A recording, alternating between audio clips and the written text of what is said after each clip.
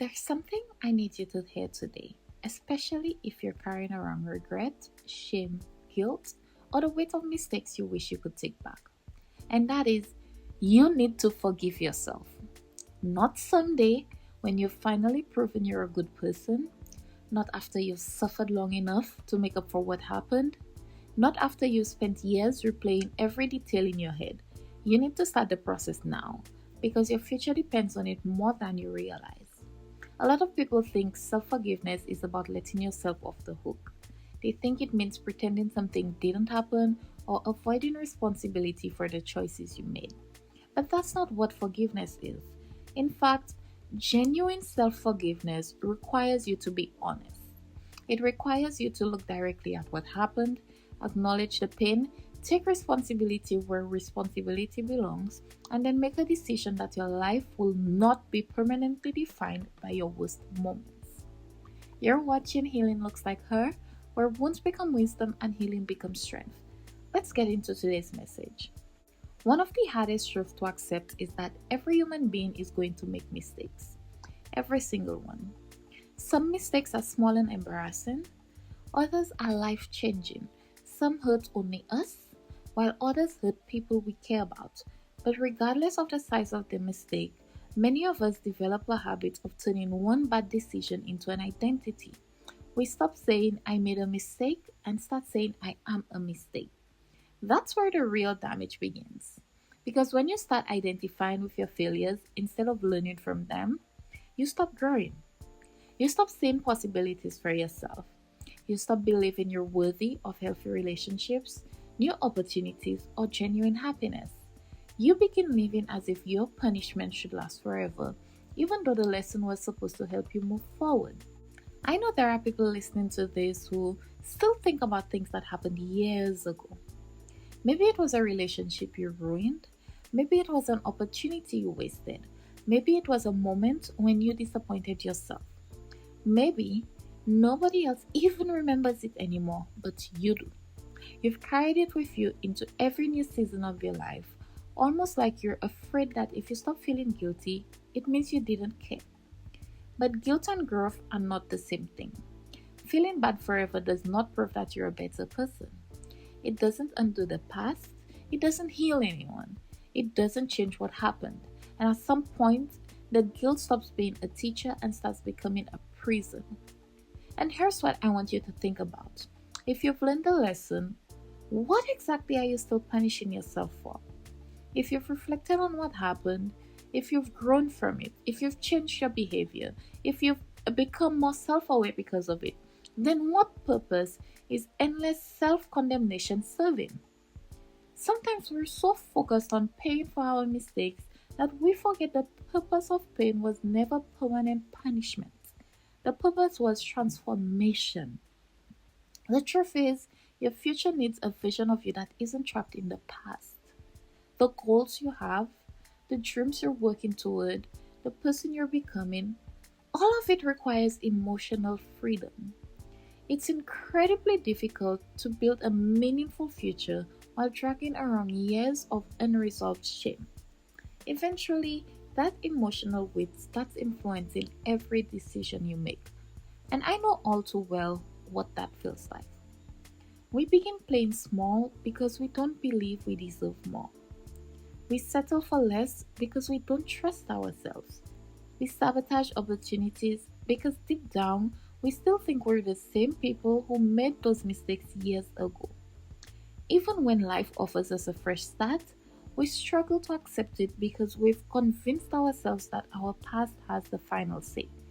But our past is not supposed to have the final say. Our growth does. Think about how much you've changed in the last 5 years. Think about the things you understand now that you didn't understand then. Think about the emotional maturity you've gained, the awareness you've developed, the lessons you've learned through experience. The person you are today is not the exact same person who made those mistakes. Yet so many of us insist on judging our current selves using an outdated version of who we used to be. Imagine meeting someone who constantly brought up every mistake you ever made, no matter how much you'd grown since then. Imagine they ignored all of your progress and only focused on your failures. Most of us would recognize that person as unfair, harsh, and impossible to please. Yet, that's exactly how many of us speak to ourselves every day. The relationship you have with yourself matters more than you think. You're with yourself every single day. You hear your own thoughts constantly. You experience life through the lens of your self perception. If your inner voice is filled with criticism, shame, and condemnation, eventually it becomes difficult to believe anything positive about yourself. Self forgiveness isn't weakness, it's actually one of the bravest things you'll ever do. It takes courage to stop hiding from your mistakes and face them honestly. It takes courage to admit where you went wrong. But it also takes courage to believe that your mistakes deserve context, not just condemnation. It takes courage to believe that growth is possible. And there's another reason this matters that people don't talk about enough. The people around you need you to heal. When you're stuck in self hatred, it doesn't stay contained within you. It affects your relationships. It affects the way you show up for your friends, your family, your partner, your children, your coworkers, and your community. The way you see yourself influences the energy you bring into every room and every relationship. People who don't forgive themselves often struggle to receive love. They question compliments. They push people away.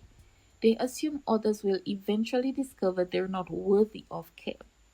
Sometimes they become so focused on their own guilt that they become emotionally unavailable to the people who genuinely need them.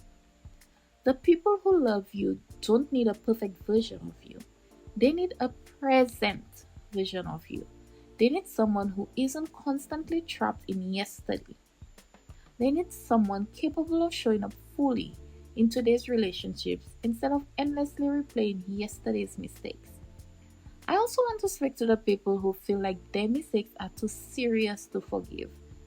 Maybe you're listening and thinking, this doesn't apply to me. If she knew what I did, she wouldn't be saying this. I understand that feeling.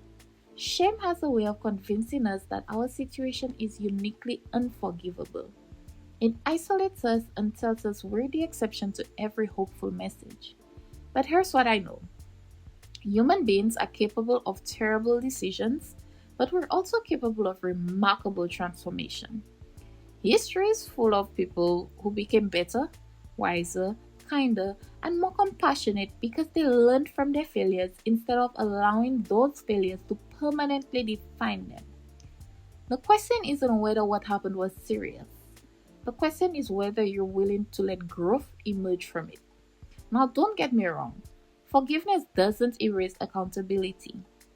If there are apologies that need to be made, make them. If there are consequences that need to be accepted, accept them. If there are changes that need to happen, commit to making them. But once you've done what you can do, don't spend the rest of your life carrying a burden that was never meant to be permanent. Sometimes, self forgiveness begins with accepting a simple truth. You did the best you could with the awareness, emotional maturity, knowledge, and the tools you had at the time.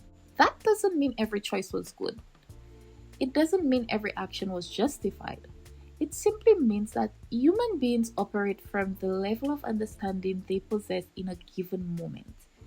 As we grow, we recognize where we fell short. And that's actually evidence of growth. The fact that you look back and cringe at certain decisions is often proof that you've changed.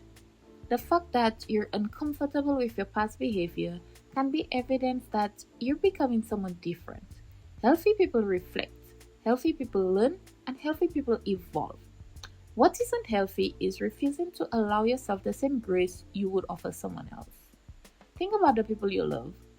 Think about a friend who made a mistake and genuinely worked to become better. Would you tell them they deserve to suffer forever? Would you insist they remain trapped in shame for the rest of their lives? Probably not. You'd encourage them to learn from it, grow from it, and move forward. So why are you the exception?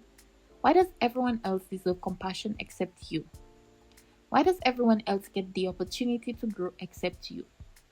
These are difficult questions, but they're worth sitting with. Because sometimes the hardest person to extend grace to is ourselves. We become convinced that self compassion is selfish when in reality it's necessary for healing. The process of forgiving yourself may not happen overnight.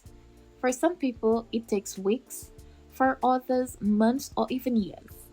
Healing is rarely a straight line. Some days you'll feel at peace, and other days old memories will resurface. That's normal. The goal isn't to never think about the past again. The goal is to stop allowing the past to control your present. Every time those memories come back, remind yourself of what's true. Remind yourself of what you've learned. Remind yourself of how you've grown. Remind yourself that your story is still being written. A single chapter, no matter how painful, does not determine the ending. Your future deserves your presence. Your dreams deserve your energy. Your relationships deserve your attention. And you deserve the opportunity to experience life without carrying the constant weight of self condemnation. The version of you that exists on the other side of self forgiveness is not someone who ignores the past, it's someone who has finally made peace with it. So, if nobody has told you this recently, let me be the one to say it. You are allowed to grow beyond your mistakes. You are allowed to learn from what happened without living inside it forever. You are allowed to become someone wiser, stronger, and healthier than the person you used to be. Most importantly, you are allowed to forgive yourself. If this message resonated with you, I'd love to hear your thoughts in the comments. Consider sharing this with someone who may need the reminder that their past doesn't have to define their future. And if you'd like more conversations like this, you're always welcome to subscribe and join us here. Remember, healing isn't about erasing the wounds, it's about discovering the wisdom they leave behind. Keep healing, keep growing, and keep becoming. From wounds to wisdom, one step at a time.